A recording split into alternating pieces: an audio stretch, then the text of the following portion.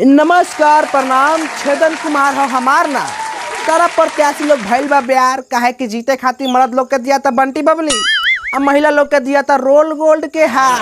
हल्का में नहीं खेलवे के वोट मांगे के समय पर कौन फोन कर देलक रे? हा सही समय पर कैलू है फोन आ तहार लवर छेदन से बन गल बा नेता छेदन।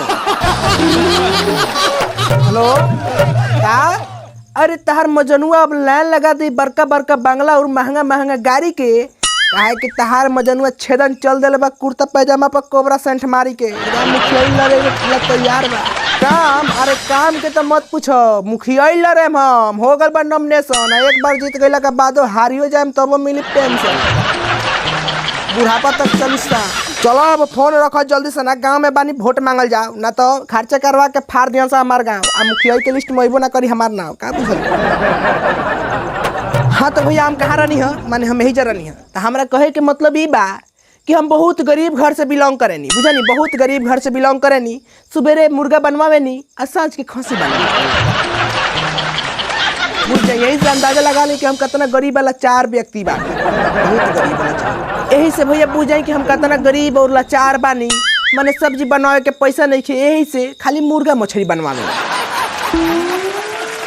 बड़ी लाचार बानी हम। माने हमारा लाचारापन के लोग अंदाजा नहीं खेलागत इतना लाचार बानी। मुर्गा मछली या खसी छोड़ के तो सब्जी खाइला तो हमरा कातला दिन भर सपनों में सब्जी खाए के ना मिलेला, बड़ी गरीब बानी।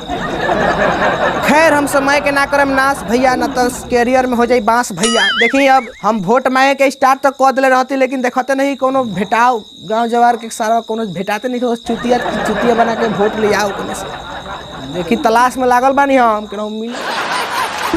तोर मजनुआ के रे जनुआ थाना दीवाना बा, यही से तोरा से चंचई करे खातिर घर से रवाना बा।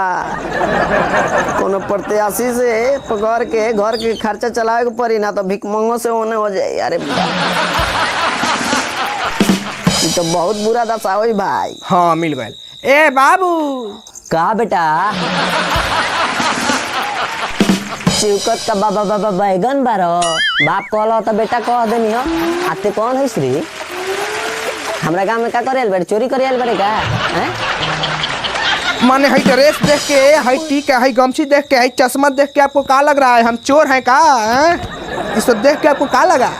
ड्रेस से तो ते चोर ना छक्का लागत है, लेकिन ते हईस कौन रे? बताइबे कि पिटाइबे? अरे बाबू माने भाई छिनराईपुर विधानसभा क्षेत्र से हम मुखिया नु लड़त बानी, वोट दिया नु हमरा के। मुखिया जी जिंदाबाद जिंदाबाद। राउरे तो पूरा बोल वाला बा, आ पूरा सभे रौरे चर्चा करता कि राउर नामो का हो? नाम हमार छेदन जादव है, छेदन जादव। हाँ कि छेदन जादव जीती है कि छेदन जादव, पूरा रौरा नाम के भौकाल बा। तब नाम नु बा हमार, नाम नु बा। माने बुझ जाए कि भले है हमार देहिया देखे में हावला बा दुबर पातर बा, लेकिन है छेदन जादव के नाम में इतना दबदबा बा, इतना भारी नाम बा हमार कि हमरा नाम से दबा के कितना जना लोग छिया करके मर गए लोग।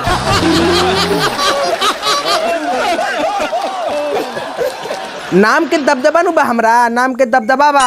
हमरे ऊपर दबदबा वाला गाना बनल बा बकायदे, हमरे नाम के ऊपर दबदबा लगाना बजल बा। काहे कि हमरे नाम से दबा के कितना लोग मर गए बा, कितना लोग के आंगना सुन कर देनी हम अपना नाम से दाब के ढील देनी है। ना ना ना हम नानू कनिया कि जीत गईनी।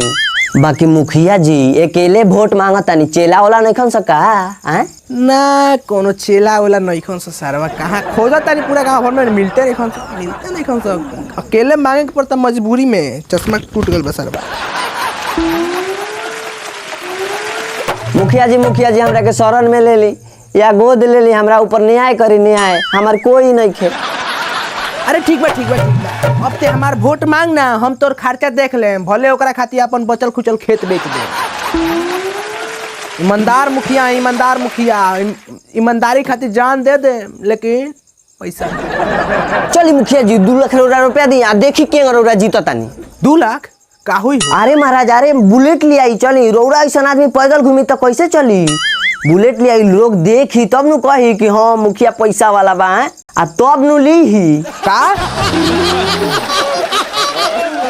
रौरा खानी भारी आदमी पैदल घूमी तो लोग का कही? चली बुलेट ले आई, चली सोचत का बनी है, चली बुलेट ले आई। हाँ ठीक बात, चलो चलो तानी, लेकिन जीत जाए नु माने गड़बड़ रहियो ना तो हे छेदन जादव भले हलुक बना, लेकिन नाम के दबदबा बा, मर्डर करवा देंगे। चलो